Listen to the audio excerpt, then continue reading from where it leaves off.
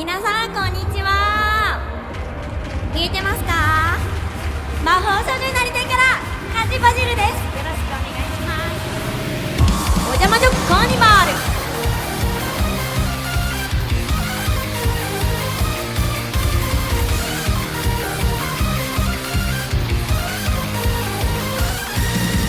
ドキドキにどんどん好きな力が湧いたらどうしよう。びっくりびっくりびんびんなんだかとっても素敵でいいでしょ。きっと毎日が日曜日、学校の中に行くエンジン、やらしくないは全部ゴミ箱に捨てて、教科書見ても書いてないけど、子猫に聞いてもそうこ抜くけど、でもね、もしかして本当にできちゃうかもしれないよ。大きな声でピリピリだらはしゃいで騒いで歌っちゃえ。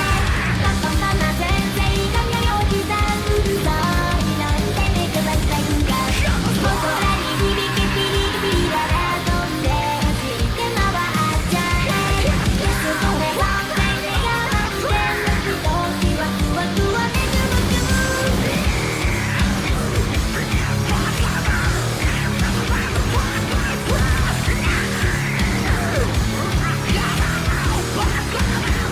キンキラキンキラニンニン流れ星を止めたらどうしよう。バチバチバンバン願い事が叶うよね、いいでしょ。きっと毎日が誕生日、歯医者さんはずっとお休み、痛い注射は柔らかいマシュマロにして、そんなの無理さ、君は笑うだけ、ノイルに聞いてもちんとくるだけ、でもね、もしかして本当にできちゃうかもしれないよ。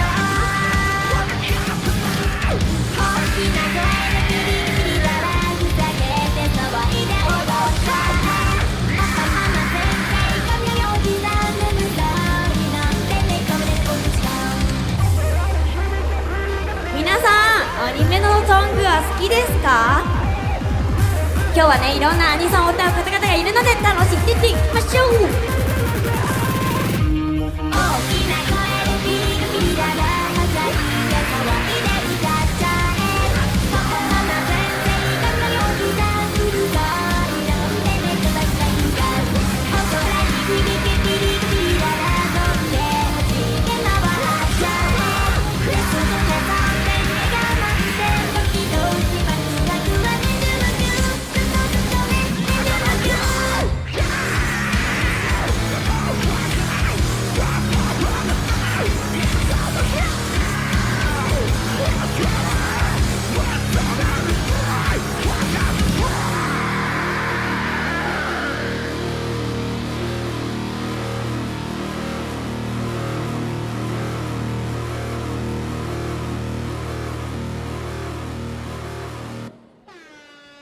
ありがとうございます。